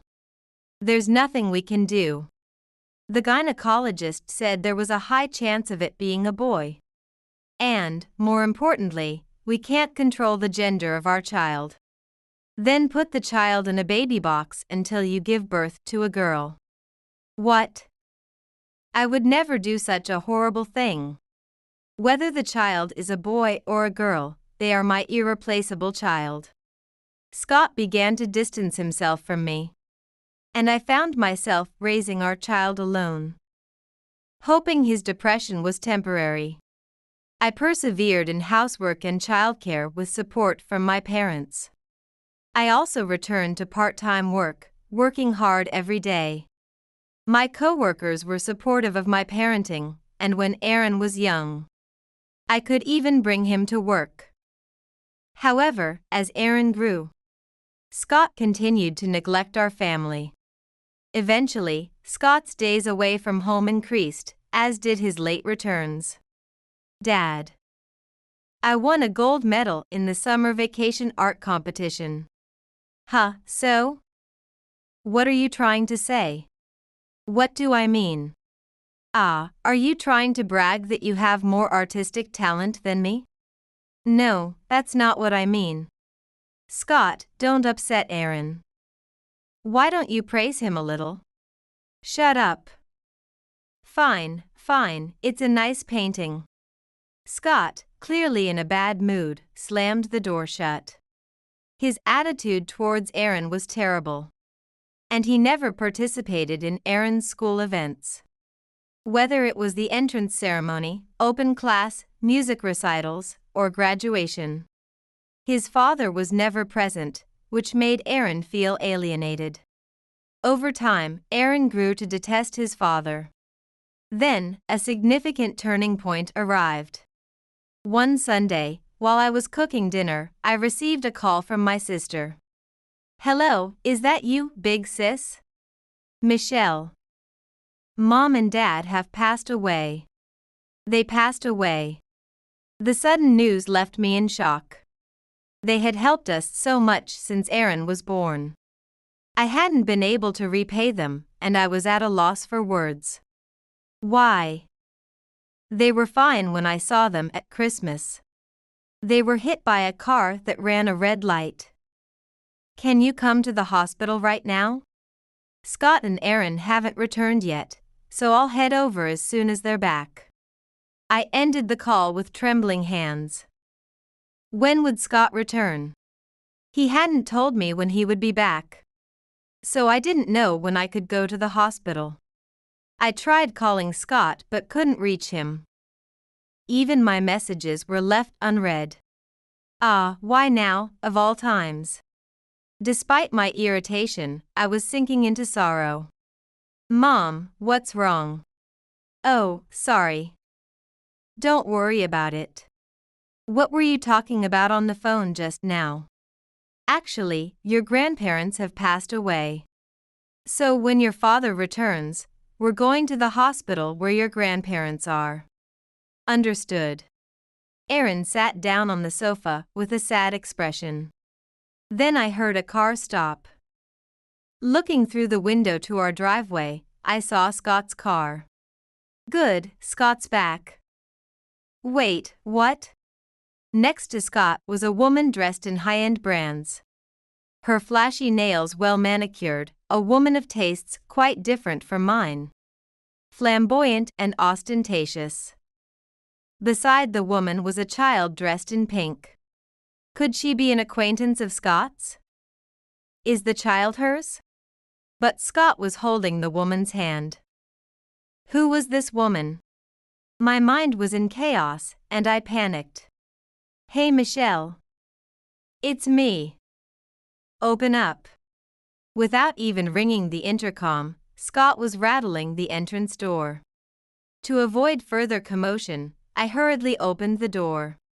Scott, welcome back. There's a crisis right now.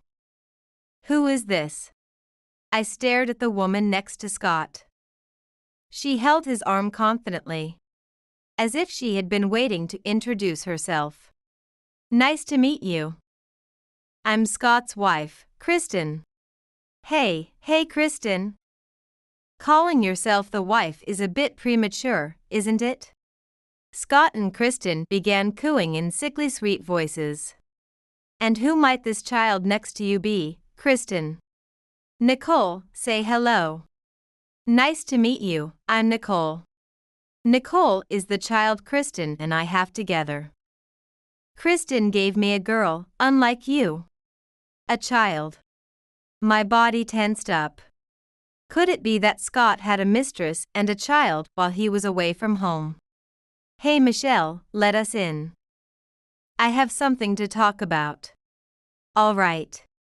With no choice but to continue the conversation inside, I followed Scott's direction and let him and his mistress into the house.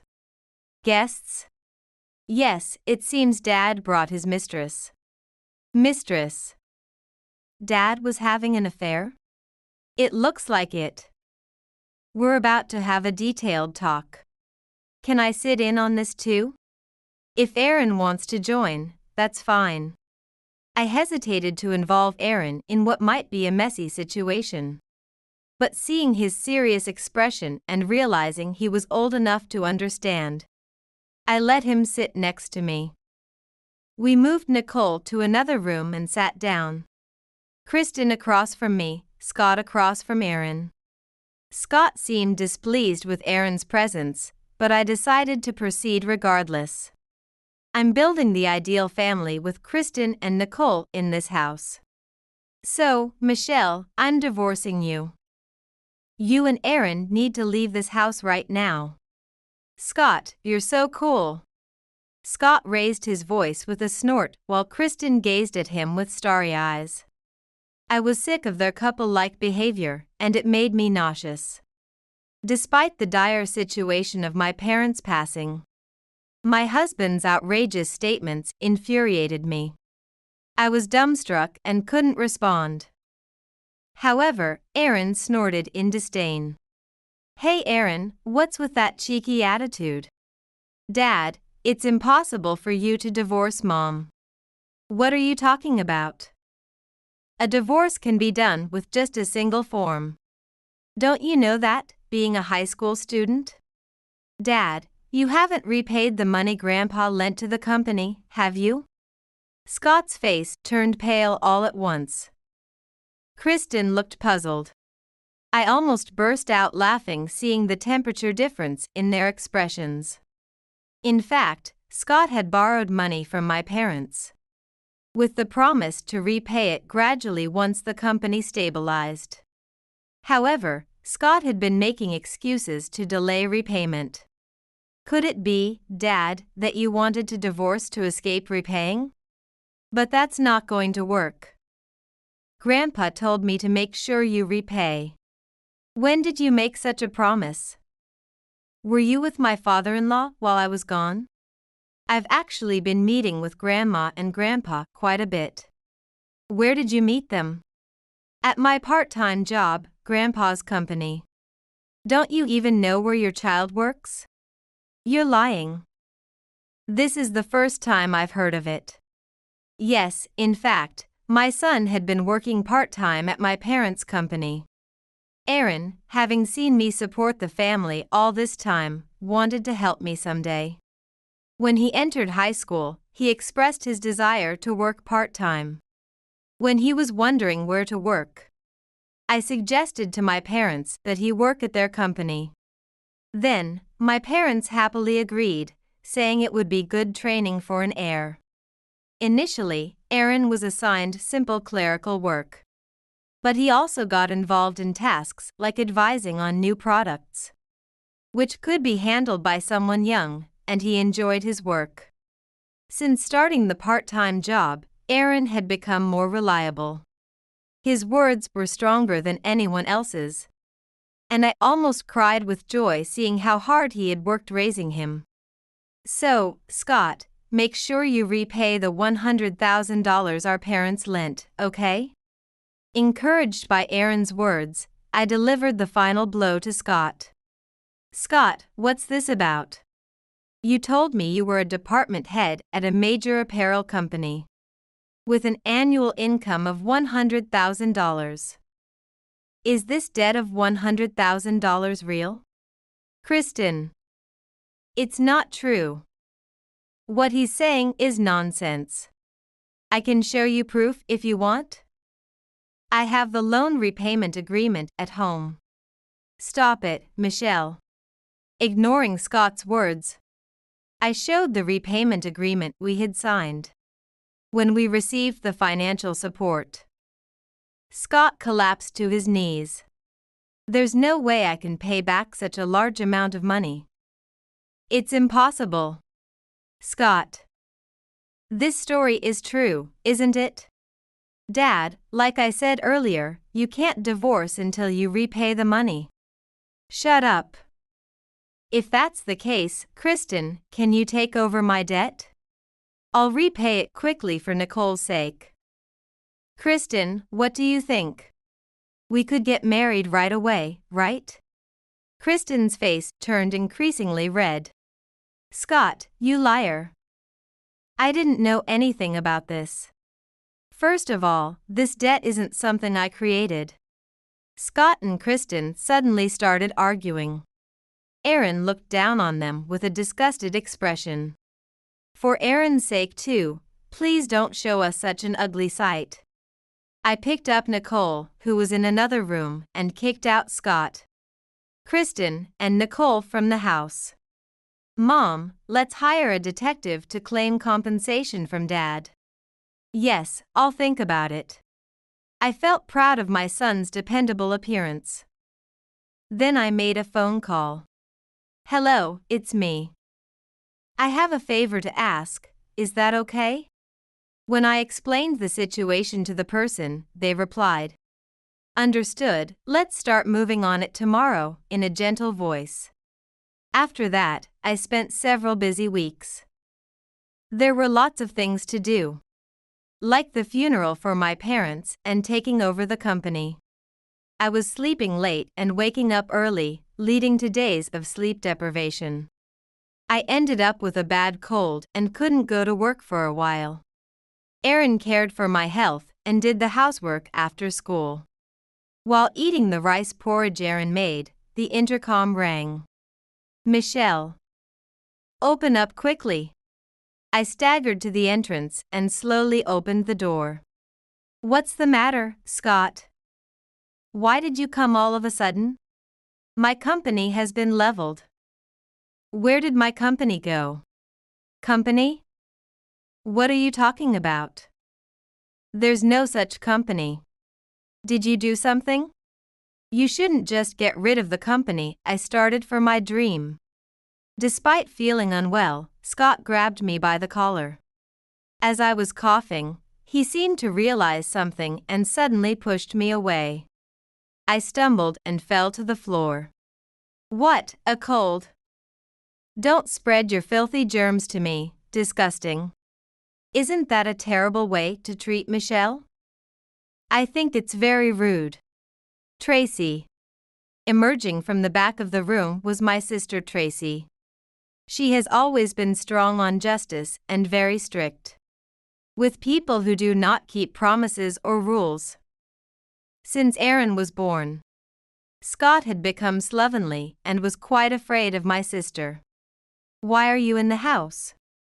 To discuss that, can you stop rampaging at the entrance and come inside? Overwhelmed by my sister's pressure, Scott reluctantly entered the house.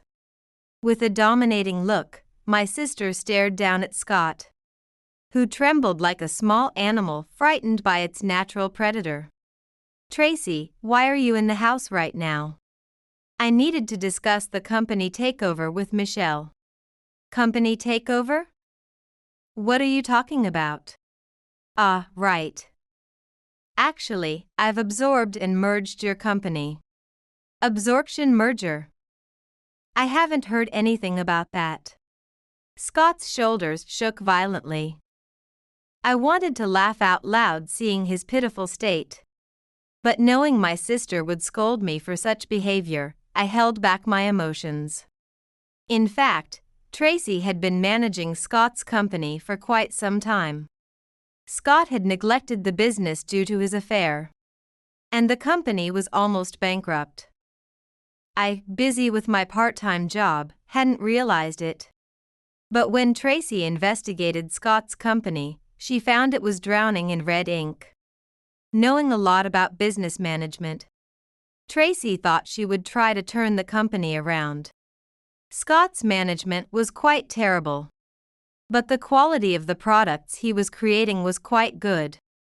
So, I thought it might be a good idea to rebuild it under my company. But an absorption merger like this without notice is illegal. I'll sue. Well, why don't you check the loan repayment agreement first? Hey Michelle, get out the loan repayment agreement. At Scott's request, I pulled the loan repayment agreement from the drawer. When Scott saw the agreement, his eyes widened as if he saw something he shouldn't have. What is this? The agreement stated that the company was registered under my parents' names. Yes, Scott's company was established under the ownership of my parents. Actually, all the paperwork and necessary administrative tasks for setting up the company were done by my parents and Tracy. Therefore, they were able to change the company's registration to my parents' names without Scott noticing. With the passing of my parents, Tracy inherited half of their estate, which included Scott's company. Initially hesitant about the merger, I talked to Tracy about Scott and suggested that we get rid of Scott's company without his knowledge. That's when she told me about the inheritance. So, my company will become Tracy's property. Yes. We will be asking you to leave the company. Tracy. Could you at least hire me as a designer? Scott suddenly became humble, but his intentions were transparent. And Tracy glared at him. That's impossible. This strategy was to get rid of you, so hiring you is out of the question. So, does that mean I'll be unemployed? Yes, well, good luck. Scott stood there, dumbfounded. By the way, I have something to show you, Scott. I pulled out several photos from an envelope. The photos showed Kristen enjoying walks to hotels and shopping with men who were not Scott. Moreover, the companions were different in each photo. Some older than Scott, some younger. When I first saw these photos, I was fed up with Kristen's irresponsibility. Scott looked at the photos in shock. Kristen, you're walking with a man who isn't me. This isn't some kind of composite, is it? Actually, I hired a detective agency to catch your affair. It turned out Kristen was involved with multiple men. She might be something of a sugar baby. So, Nicole's father might not be me. It seems so. The detective said it wasn't you. Maybe you should get a DNA test. Seeing Scott about to cry, I decided to deliver the final blow. Scott, I can no longer be with you as a wife. I want a divorce. Also, I'll need compensation, child support for Aaron, and the repayment of the capital that my parents fronted, totaling about $150,000. I can't pay that kind of money, Michelle. Please, give me another chance. It's impossible. I've completely lost feelings for you. As Scott broke down crying on all fours, Tracy looked on blankly. Scott, no matter how much you struggle, it's hopeless. The damage you've done to Michelle can't be resolved with money. So, you must take responsibility at the very least. Crying, Scott turned to Tracy. Then shakily sat back down and slowly began to sign the divorce papers I laid out. After that, Scott incurred significant debt to pay the compensation and funds owed. Initially, I thought about allowing him to pay in installments. But Aaron advised against it. Do you think someone as unreliable as Dad can pay in installments? He'll definitely default. Realizing he was right, I demanded payment in full, as Aaron suggested. Scott's parents, concerned about their social standing, did not help with his debts. Unemployed, Scott struggled to find a new job. Having been virtually jobless for over 10 years, no company would hire him. He ended up working odd jobs introduced by debt collectors. I also demanded compensation from Kristen. She took on debt and worked day and night, as an office worker by day and a nightclub worker by night. Incidentally, the DNA test confirmed, as the detective had said, that Scott and Nicole were not related. Now, I run the company Tracy handed over to me, with Aaron helping with new product proposals. Mom, I want to use softer materials for our next product. That's a great idea. Let's try it. Working with Aaron is truly enjoyable, and he inspires me daily. What shall we do today? I live motivated by the joy of my work.